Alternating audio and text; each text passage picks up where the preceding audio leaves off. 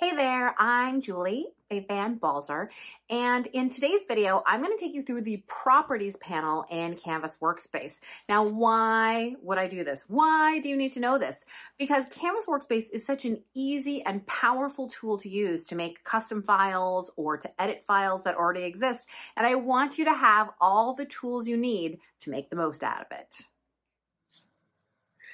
I'm here in Canvas Workspace online. Now I have 3 shapes out on my mat, and let's go look at the Properties panel. So where do we find the Properties panel?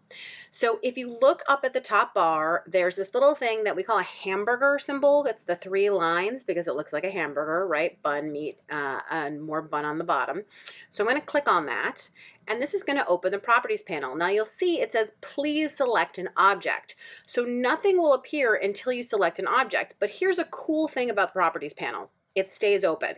See how even though my mouse is moving all over the place and is not on there, it still stays open until I click the X. And as soon as I click on an object, ooh, all these different features appear, which is so cool. So let's go through what the different features are. So right here, you can see the overall category. Let's talk about that. So size and angle. So that's exactly what it sounds like. You can change the size by either, I can use the plus sign here, and it's just going to go up by small increments. Or I can enter an exact measurement. Let's say I want it to be 6 inches. So I'm going to type on my keyboard 6 and hit return. And boom, you can see that it resized. Now, one of the things you may have noticed is that when I changed this one to 6, the other side turned to 6 too, right? So that means that the aspect ratio is locked. And that's what this checkbox is, maintain aspect ratio. So aspect ratio is what keeps a square a square. If I make one side 6 inches, the other side is going to be 6 inches. Now, we can turn this off. So if I uncheck the box here, and now let's say I make the width 10 inches. So I'm just going to do 10 and hit return. Whoa, the width is 10, but the height is still 6. It's pretty cool, right? So that you can turn a square into a rectangle or a rectangle into a square, or you can make sure that it perfectly resizes every time. Now, the next thing in here, because again, this is size and angle, is going to be the rotate button. And again, you can rotate by increments just by hitting plus, plus, plus, or minus, minus, minus. You can also rotate by putting in how much you'd like to go. I'd like to go 90 degrees, return. And it's going to turn it for you, which is so cool. Now, the last symbol in the size and angle box is going to be this one right here, which is a percentage. So let's say you want to scale it, like you want to make it 25% bigger. You want to make it, 75% of what it actually is, whatever that is that you want to resize it. So let's say I want to make this one 75%. So I'm going to just type in 75, and the maintain aspect ratio button is checked. So this will resize both at the same time. I'm going to hit return.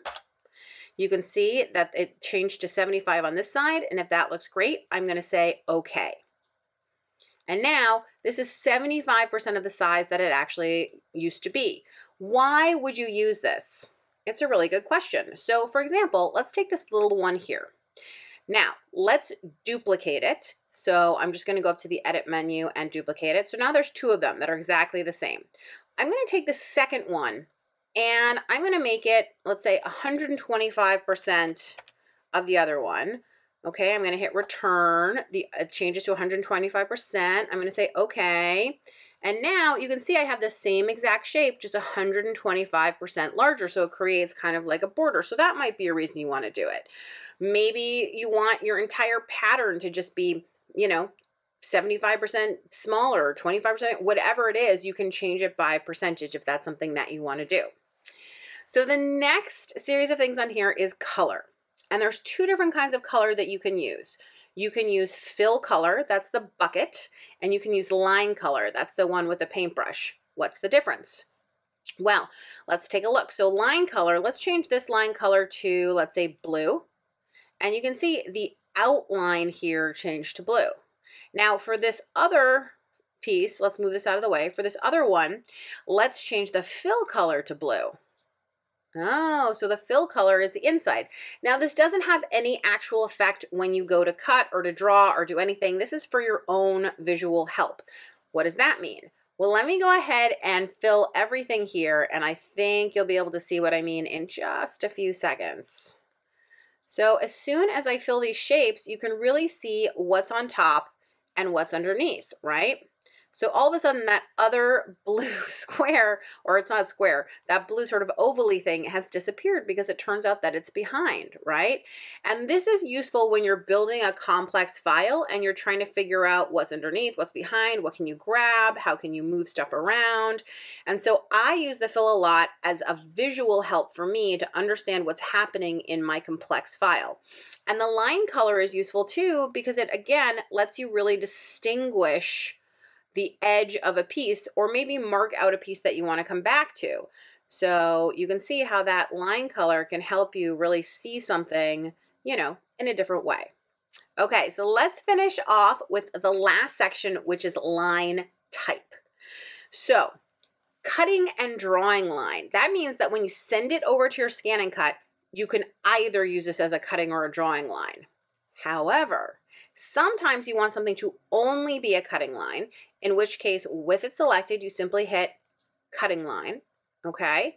And let's make 2 of these just cutting lines.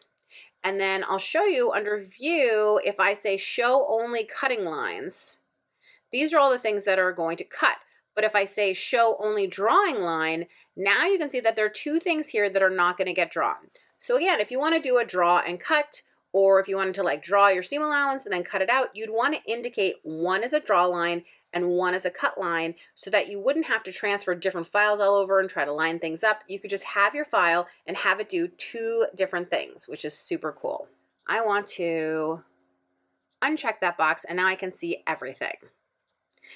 So now, again, you can set something as a drawing line. Now fill the area in the outline with the drawing function. So that's going to be exactly what it sounds like. Like I said, when you fill something and when you have a colored line, it doesn't actually mean anything to the machine. However, if you want to use the fill function on your scan and cut, and if you don't know what the fill function is, you can see my video all about it.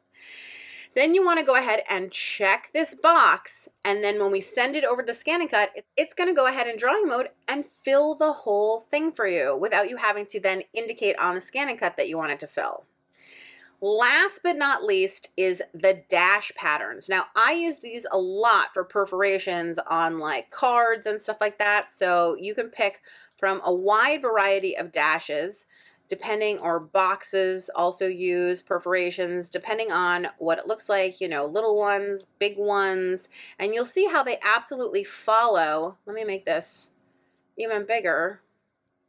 And then let's change the line back to black so you can really see it. But this, let's delete some things out of here so that, again, you can really see it. Okay, so you can see that you really get to pick the spacing on it. Depending on your project, you might want to have tiny perforations, or if you have something else, you might want to space those perforations differently. You might want to have really big perforations. Again, totally up to you how you want to do it, and you can customize all of that when you use the Properties panel. Thanks so much for watching. If you enjoyed this video, I hope you will subscribe to my YouTube channel, sign up for my mailing list, and visit my website at juliebalzer.com. And of course, check out the Scan and Cut website at scanandcut.com.